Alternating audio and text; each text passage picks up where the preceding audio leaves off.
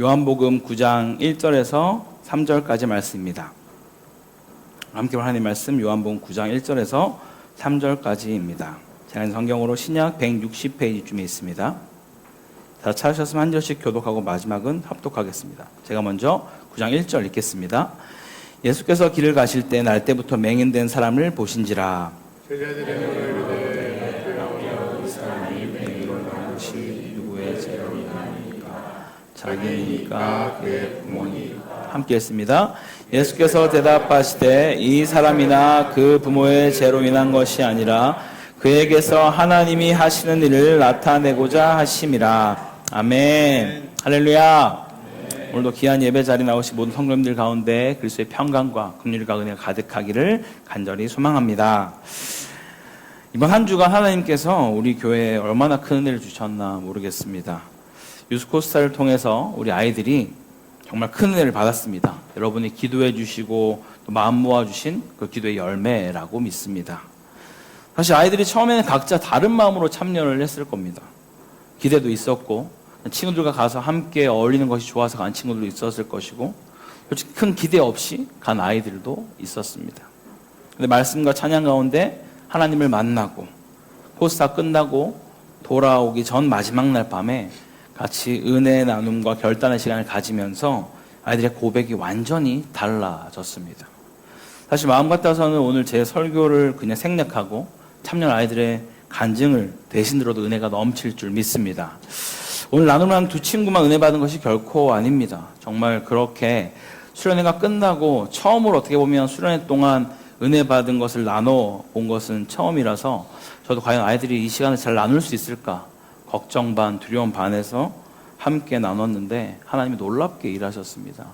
거의 2시간 반에서 3시간 가까운 시간 동안 아이들이 눈물 콧물 흘리며 같이 자기들이 받은 은혜들을 또 은혜의 결단들을 또 기도 제목을 나누는 그런 복된 시간이었습니다. 그 나눔을 듣는 목사인 저도 마음이 정말 울리더라고요. 아, 이건 우리가 어떻게 해서 만든 은혜가 아니라 하나님이 하셨기 때문에 가능한 것이었구나 라는 고백을 할 수밖에 없었습니다. 사실 저는 좀 몸이 좋지 않은 상태로 갔었어요. 가기 전부터도 계속 약을 먹었고 가서도 계속 약을 먹었습니다. 첫째 날 저녁에 이러다가 쓰러지는 게 아닌가라는 생각이 들어서 잠깐 방에 들어가서 쉬볼까라는 생각도 했었지만 저만 갔었기 때문에 이게 아이들을 봐줄 사람이 아무도 없어서 그냥 이를 악물고 버텼습니다. 근데 정말 신기하게도 아이들이 기도할 때는 하나도 안 아프더라고요. 그리고 많은 성도님들이 함께 중보해 주셨기 때문에 정말 큰 은혜 가운데 마칠 수 있었습니다. 오죽하면 마지막 날 아이들의 결단을 들으면서 제 마음에 이런 고백을 또 아이들에게 이런 고백을 하게 됐습니다. 앞으로 어떤 상황이 와도 어떤 사역이 있더라도 목사님이 정말 죽을지라도 내가 생명 걸고 이 유스코스 아이들을 데리고 와야겠구나. 그 정도로 아이들이 큰 은혜를 받았습니다.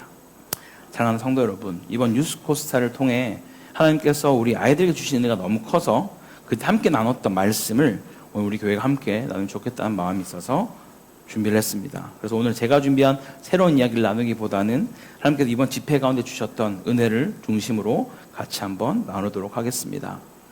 하나님께서 아이들에게 은혜 주신 것이 아이들에게만 은혜 주신 것이 아니라 오늘 이 자리에 있는 우리에게도 동일하게 은혜 주실 줄 믿습니다. 그런데 여러분, 우리는 이런 은혜의 순간도 살아가긴 하지만 때로는 이해되지 않는 그런 고난의 순간들도 우리에게 찾아올 때가 있습니다. 왜 이런 일이 나에게 일어나는지 설명할 수 없는 그런 고통의 순간들이 있다라는 것이죠. 바로 오늘 본문에 나온 그 한 사람이 바로 이런 상황에 있는 사람입니다. 첫 번째로 예수님은 우리의 고난을 보시는 분이십니다.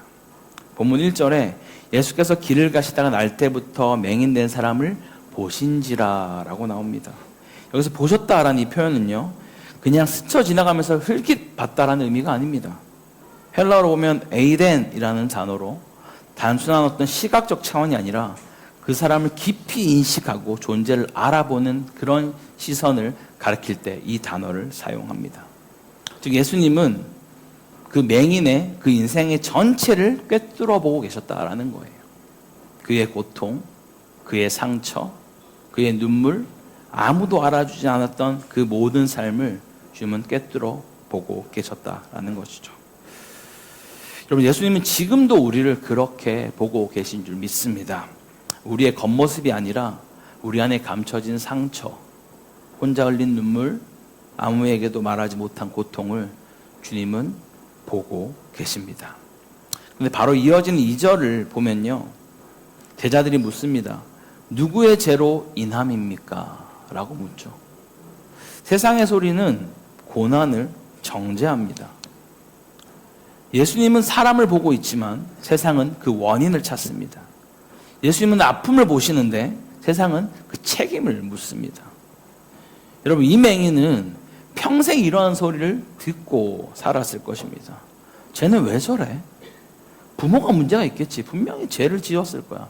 아니면 본인이 죄를 지었거나 뭔가 잘못을 했겠지. 분명히 이유가 있을 거야. 라는 소리를 말입니다. 앞이 보이지 않았기 때문에 훨씬 더 예민한 청각을 그는 가지고 있었을 겁니다. 그 끔찍한 소리를 평생을 들으며 살아왔던 것이죠. 어쩌면 이 사람은 눈이 안 보여서 힘든 것이 아니라 이런 세상의 소리 때문에 그는 더 아팠을지도 모르겠습니다. 사랑하는 성도 여러분, 지금도 우리는 이러한 소리 속에 살고 있습니다. 실패하면 정죄합니다. 아프면 책임을 묻고요. 무너지면 비난합니다.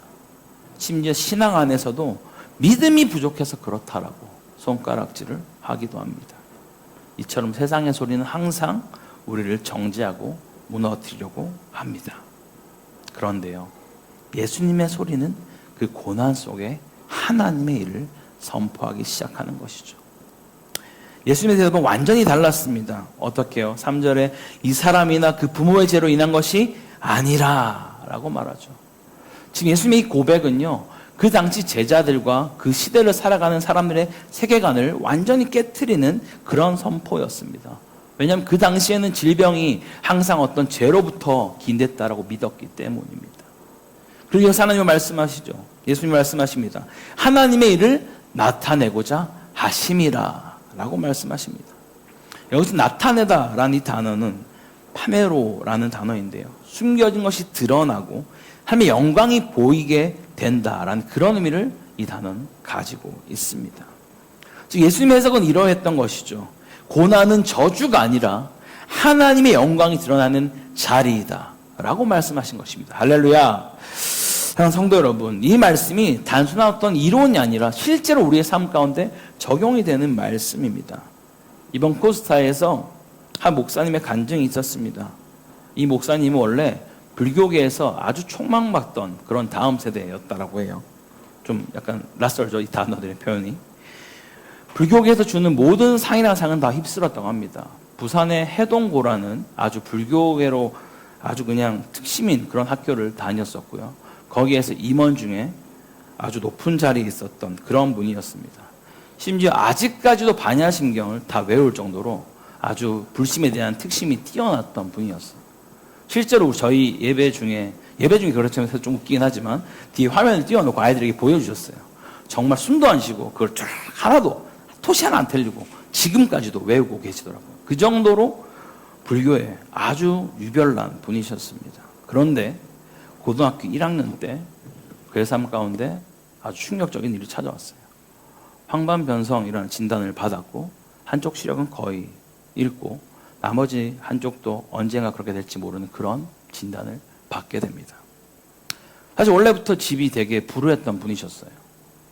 엄마 아빠가 늘 싸웠고 한 번 너무 심하게 싸운 어느 날 갑자기 밖을 나갔더니 피가 난자 있고 어머니는 속옷바람으로 뛰쳐나가는 것을 마지막으로 보았다고 합니다. 아버지는 알코올 중독자였고 그나마 한 명 있는 동생은 정신이체 장애가 있는 그런 동생이었습니다. 그럼에도 불구하고 그는 열심히 해서 성공만 하면, 내가 잘하면 이 모든 상황을 내가 극복할 수 있다는 마음으로 정말 열심히 전교 4, 5등 이렇게 하면서 살아왔는데 고1 때 그만 이 병을 진단받아 버렸습니다.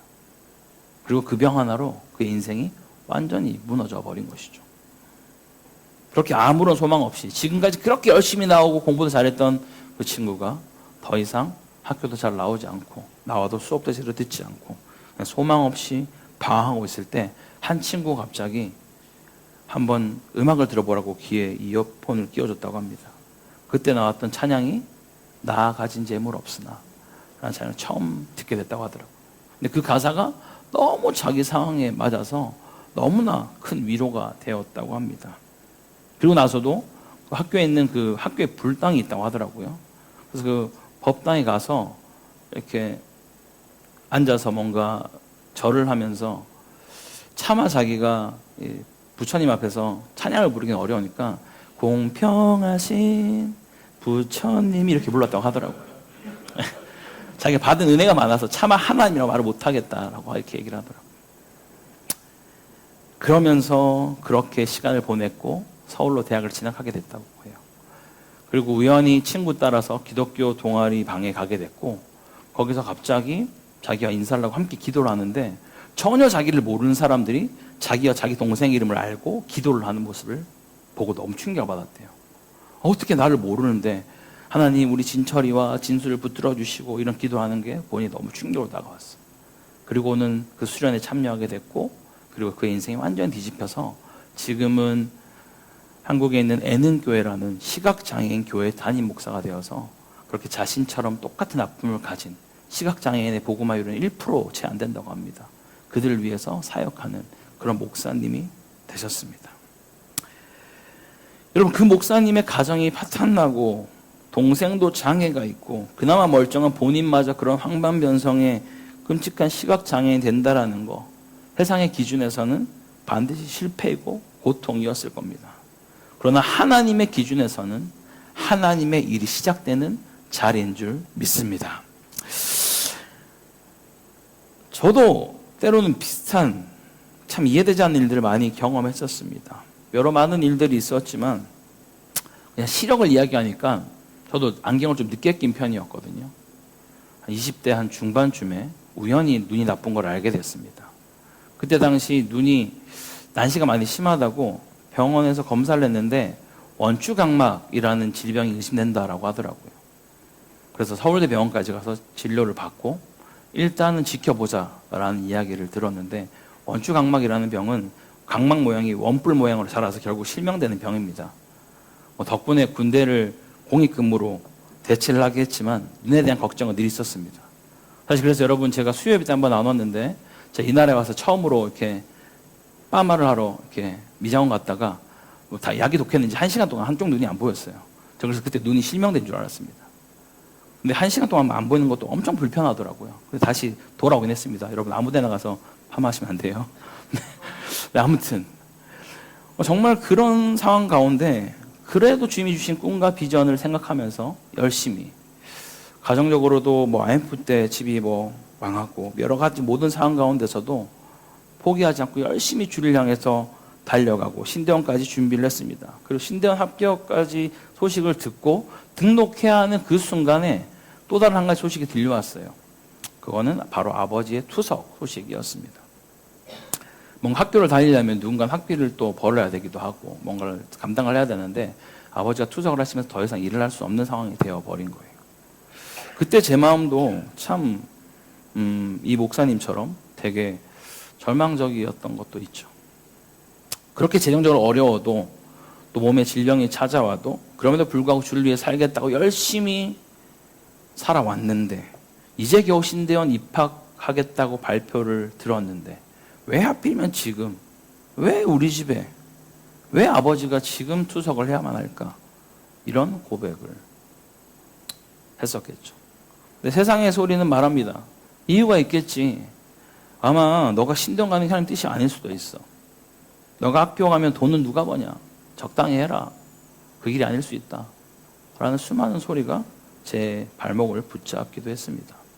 하나님은 저를 2절에 두지 않으시고 3절로 데려가셨습니다.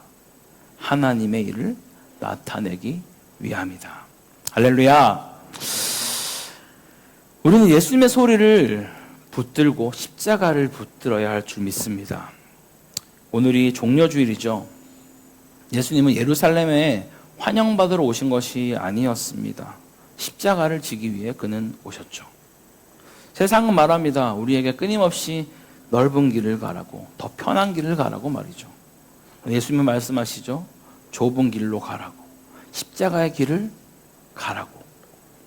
그런데 그 길은 고난의 길이 아니라 하나님의 일이 나타나는 길인 줄 믿습니다. 여러분, 우리가 잘나서 사랑받은 것이 아니죠. 우리가 아직 죄인 되었을 때 주님은 우리를 사랑해 주셨습니다. 그래서 주님은 준비된 사람을 찾는 것이 아니라 무너진 자 가운데 찾아오십니다. 사랑하는 코타키나발루 한인교회 성도 여러분, 우리는 매일 선택해야만 합니다. 세상의 소리를 들을 것인가, 예수님의 소리를 붙들 것인가. 세상의 소리를 붙들면 우리는 끊임없이 낙심합니다. 무너지죠. 또 넘어집니다. 그러나 주님의 말씀을 붙들면 우리는 다시 일어날 수 있습니다. 다시 살아날 수 있고 다시 걸어갈 수 있습니다. 여러분, 우리의 고난보다 크신 그 하나님을 신뢰하시기 바랍니다. 여러분의 그 고통은 결코 헛되지 않습니다. 하나님의 일을 나타내기 위함임을 믿으시기 바랍니다. 그래서 우리는 십자가를 붙듭니다. 주님을 신뢰합니다. 말씀을 붙들어야 할 줄 믿습니다. 그래서 세상의 소리가 아니라 예수님의 소리를 붙들고 고난 속에도 십자가를 신뢰하며 살아가는 우리 모두가 되기를 주님으로 간절히 축원합니다. 우리 함께 말씀을 기억하면서 찬양하기 원합니다. 세상에서는 우리가 없는 것에 주목하고 건강하지 못한 것에 지식이 없음에 주목하지만 우리가 믿는 주님은 우리에게 남이 못 본 것을 보게 하셨고 듣지 못한 음성을 듣게 하셨고 남이 받지 못한 사랑을 받게 하신 줄 믿습니다. 그런 마음으로 우리 함께 찬양하며 나아갑니다.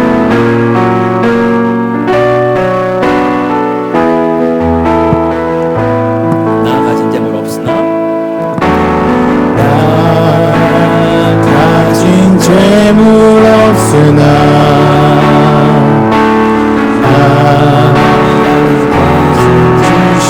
없으나 나에게 있는 건강 있지 않으나 사람이 없는 것 있으니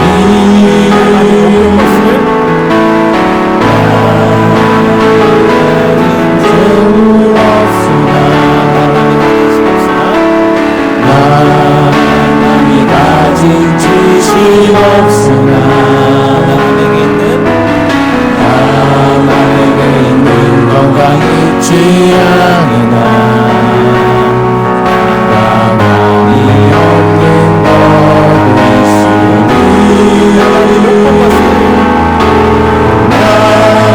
남이 못 본 것을 보았고 남이 듣지 못한 음성 들었고 남이 받지 못한 사랑 받았고 남이 모르는 것 깨달았네.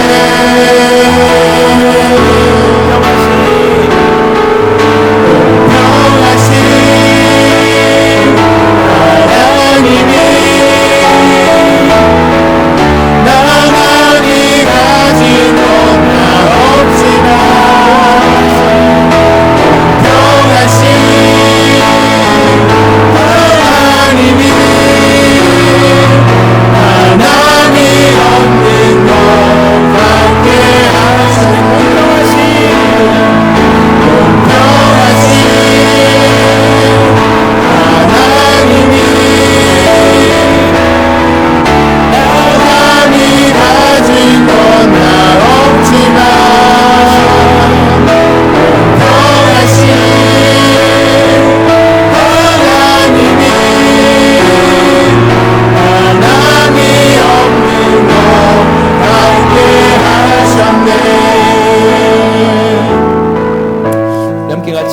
말씀 기억하며 기도하기 원합니다.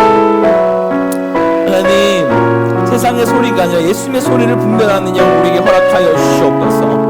우리의 삶을 통해 하나님의 일이 나타날 수 있도록 우리를 통로로 좀 사용하여 주시옵소서. 십자가를 붙들고 끝까지 주님만 신뢰하며 살아가는 그런 인생을 우리 붙들어가라고 주님 앞에 기도를 축원합니다.